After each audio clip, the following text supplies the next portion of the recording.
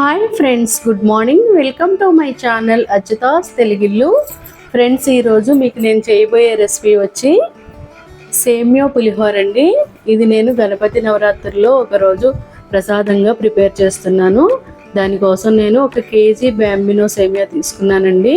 ముందుగా ప్యాన్ పెట్టి 2 స్పూన్స్ నెయ్యి వేసి దాంట్లో ఈ కేజీ బ్యాంబినో సేమియాని వేసి దోరగా వేయించుకుంటున్నాను. దోరగా వేయించుకుని పక్కన పెట్టుకుని మనం దీని పక్కనే స్టవ్ మీద దీనికి సరిపడగా నీళ్లు పెట్టుకొని బాగా మరగనిచ్చి ఆ మరిగిన నీళ్ళలో మనం ఒక సేమియాకి సరిపడగా సాల్ట్ వేసుకుందామండి. అలాగే పసుపు కూడా యాడ్ చేసుకుని బాగా మరిగిన నీళ్ళని తీసుకొచ్చి మనం ముందుగా వేయించి పెట్టుకున్న సేమియాలో యాడ్ చేసుకోవాలండి. ఈ మరిగిన నీళ్ళతో సేమియా మనం ఉడికించుకోవాలి. ఆల్రెడీ బాగా మరిగి ఉన్నాయి కాబట్టి వెంటనే మనకి ఒక 5 to 10 మినిట్స్లో సేమియా ఉడికిపోతుందండి. ఈ ఉడికిపోయిన సేమియా అలా ఉడికించుకున్న సేమియాని మనం స్ట్రైనర్లో కానీ లేదంటే చిల్లుల గిన్నెలో కానీ వేసుకొని ఇలాగా అందులో ఉన్న వాటర్ అంతా స్ట్రెయిన్ చేసేయాలండి.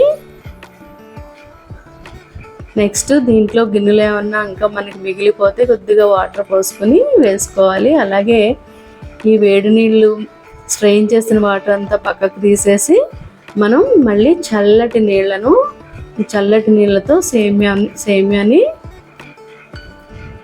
ఇలాగా నేను దీంట్లో చూపించిన విధంగా సేమియా మీద చల్లటి నీళ్ళు పోసుకోవాలండి. అప్పుడే మనకి సేమియా విడివిడిగా చక్కగా పొడి పొడిగా వస్తుందండి. ఇది మటుకు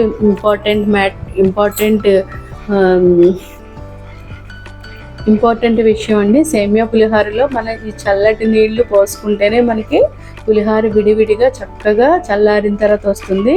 ఈ విషయం గుర్తుపెట్టుకోండి ఫ్రెండ్స్. అలాగే మన నీళ్ళతో చల్లటి నీళ్ళు పోసిన తర్వాత ఒక 10 మినిట్స్ అలా వదిలేసి మనం పులిహోర కలుపుకునే బౌల్లోకి ఈ సేమియానంతా వేసుకొని చక్కగా స్ప్రెడ్ చేసుకోండి. తర్వాత దీనికోసం మనం పోపు సిద్ధం చేసుకుందామండి. పోపు కోసం మనం సేమ్ టు సేమ్ పులిహోరకి వేసుకునే ఇంగ్రీడియంట్స్ ఏనండి, కాకపోతే దీంట్లో అల్లం వేయము. దీనికోసం పోపు కోసం ముందుగా ప్యాన్ పెట్టుకుని మూకుడు పెట్టుకుని దాంట్లో తగినంత ఆయిల్ పోసుకొని శనగపప్పు, మినపప్పు, ఆవాలు, అలాగే పల్లీలు, జీడిపప్పు, ఎండుమిర్చి, పచ్చిమిర్చి, కరివేపాకు వేసుకుని దోరగా వేగిన తర్వాత ముందుగా మనం పులిహోరకి సరిపడగా నిమ్మరసం తీసి పెట్టుకుని దాంట్లో మనకి సరిపడగా ఉప్పు వేసుకుని అది ఈ వేగిన పోపులో వేసిన వెంటనే స్టవ్ ఆఫ్ చేసేయాలండి. నిమ్మరసం వేసిన వెంటనే స్టవ్ ఆఫ్ చేసేసి మిశ్రమాన్ని మొత్తం తీసుకొచ్చి మనం ఈ సేమియాలో యాడ్ చేసుకుని పులిహోరకి అలాగా చక్కగా కలుపుకోవాలండి. మనం ఆ నీళ్లలో కొద్దిగా సాల్ట్ వేసాము మరిగేటప్పుడు, అలాగే నిమ్మరసంలో కూడా సాల్ట్ వేసాం కాబట్టి సరిపోతుంది. ఒకవేళ సరిపోకపోతే లాస్ట్లో సాల్ట్, తర్వాత మనకి పోపులో వేసుకున్న ఆయిల్ సరిపోకపోతే మళ్ళీ కొద్దిగా ఆయిల్ వేసుకొని మనం కలుపుకోవచ్చండి. ఇదిగో నేను వేసిన దాంట్లో మనకి నాకు ఆయిల్ సరిపోలేదండి, మళ్ళీ వేస్తున్నాను.